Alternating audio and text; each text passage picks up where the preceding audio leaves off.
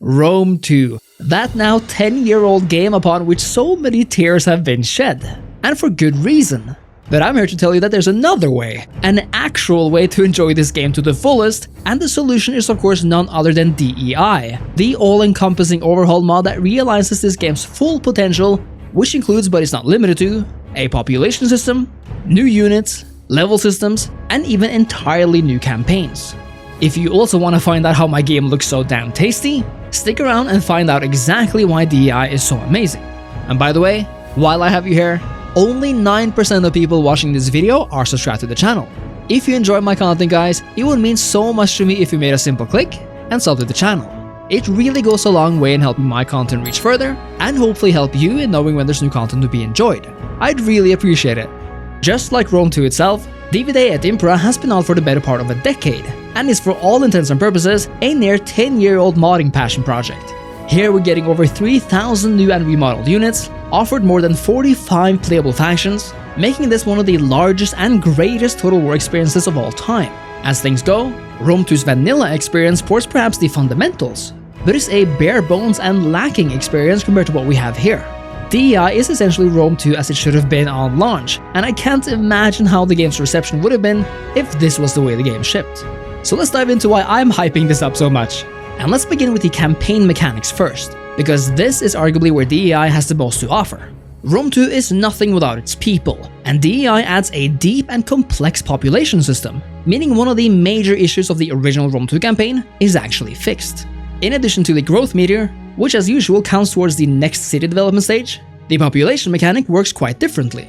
Population is divided into 4 classes, essentially the elite, working class, lower class, and foreigners. They're not just given generic names either, but each civilization offers unique population stratas, meaning the Romans will serve up names like patricians and plebeians, the Athenians include Politides and Barbaroi, and the Arverni offers the Rix and Pagi.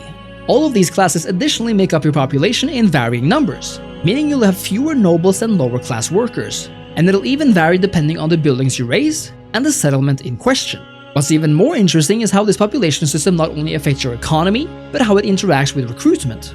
You see, these numbers aren't just for show, they actually tell you how much available manpower you have in any given province. Each unit is made up of not only a number of soldiers, but is made up of one of the 4 classes. This means that you'll need to have enough manpower in the state, and the right barracks of course, to recruit the unit you want. If you've already marshaled all your patricians, only to have them die in battle, you're likely to suffer for this, as you're now without valuable elite units, at least in the settlement you depleted. In turn, this also means that prolonged wars with many battles become even more significant, as longer wars means more men killed, and more men killed means fewer fresh troops on the battlefield. If you are lacking in people, there are always mercenaries of course, but even then these have their own population numbers to be aware of, and as always, are very expensive. But even here playstyles vary, for while the Romans tend to like arming their own citizens, the Carthaginians do not, and heavily rely on mercenaries to win the day. In other words, the population system of DEI is one of its core pillars and greatest strengths, and is perhaps the core feature bringing every other mechanic together. But we're not done with the topic of military just yet. Every army you field relies on supplies, and without them, they will suffer attrition every turn until they're back in friendly territory, as long as you have a food surplus of course.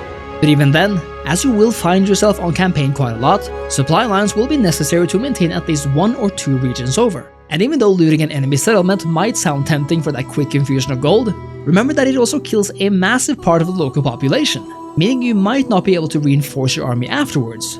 Again, unless supply lines can be maintained.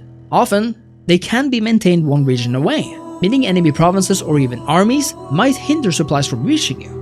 In this case, imagine how important keeping these lines intact in major wars is.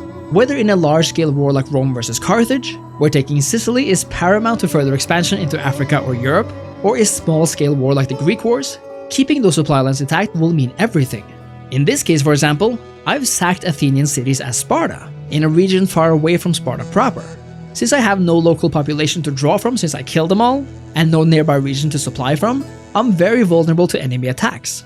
It's only lucky that Athens prefer the ocean, and that I disposed of their land armies on my way here. If you want to take your armies further and into the future, a simple technological upgrade is not the only necessary achievement. Depending on the reform, various other requirements like turn times or conquest must be made, and they vary depending on culture as well. Finally, the units that will be available to you also differ based on location, meaning areas of recruitment and unique areas are very much a thing. This makes playing factions all over the world even more special, as you'll not only have the unique faction roster, but also in particular, unique and rare mercenaries. And mercenaries are expensive in this mod, as they were historically as well. But we luckily have two ways to deal with various challenges, and the first is how factions work. Each one of the several dozen factions have been reoriented with new bonuses and negatives, meaning you are very much encouraged to make use of the strengths of each people. For instance then, Carthage relies heavily on mercenaries, and a piece of their technology incentivizes mercenary recruitment. We can also think of the factor mercenaries as a recruitable foreigner population, which a unique barracks actually increases and offers completely new units for. In addition, we have the new and improved level system for characters, and new traditions for armies. There's now much more detail and choice in which direction to level them up, meaning some armies can be superpowered for offensive campaigns, while others can be turned into defensive bastions or indeed mercenary armies, where their upkeep and costs are severely reduced. Furthermore, both the edicts and army stances have been redone, with edicts now being much more tailored to your situation, and army stances being more useful. I personally like that we no longer have a forced march stance, because it makes movement more predictable and less cheesy, and the patrol region stance is actually useful for improving public order and reducing upkeep, but will have certain negative consequences as well, all of which are up to you to weigh. If you're looking for the vibes and miss unique buildings, DEI has a lot of them, including my favorite part, all new wonders.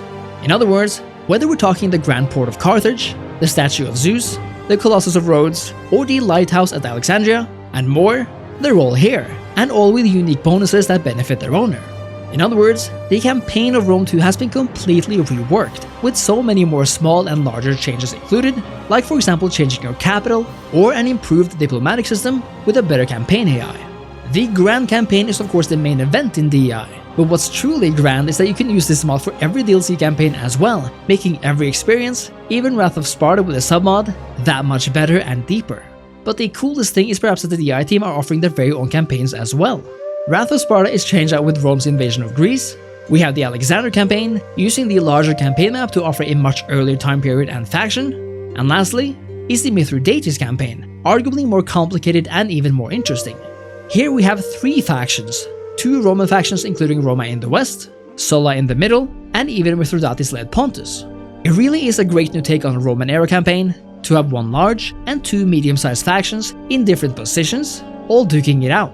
They've managed to make this campaign feel so much more focused than it actually is as well, because even though this takes place on the Grand Campaign map, the fog of war and 3 playable factions really make it feel like a localized conflict, and I absolutely love it. The battlefields of DEI are no different, sporting absolutely beautiful and varied units. Like I said in the beginning, we have over 3,000 new models here, from all over this world. But other than just looking fantastic, DEI has also completely revamped how battles work, making units fight and behave differently, and offers actual functioning hoplite, spear, and phalanx formations. What it all comes down to in the end are much more intense and long-lasting battles, and it's no understatement to say that they will now often last between 10 and 30 minutes, depending on the armies fighting. DEI battles just feel so much better, look so much better, and work so much better. And with a deeper campaign AI and what amounts to a much more realistic and epic feeling battle system, this mod really is the whole package. DEI for Rome 2 is all this and so much more, and after nearing a decade of development, DEI is one of, if not the most comprehensive and polished Total War experience you'll get, and on its own brings all the unit cards and other UI tweaks and changes as well.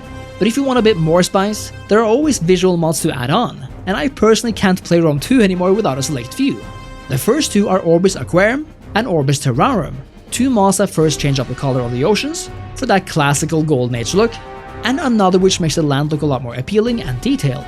Then we have classic campaign vegetation for those soft looking trees the game had at release, the blank borders mod making for a much more cinematic feel, HD cities for sharper looking cities, and finally, my personal reshade preset that really is the cherry on top. Combined, this gives Rome 2 that revolutionary new and much more modern look, and to me, it really is night and day and complements the DEI experience even further. DEI continues to receive updates and new content even now, and with the new map modding tools on the horizon, I really don't think we've seen the end of it just yet. If you love DEI, have yet to play it, or have thoughts on the mod or this video, make sure to let me know in the comments. And as always, if you enjoyed the video, leave a like and sub to the channel.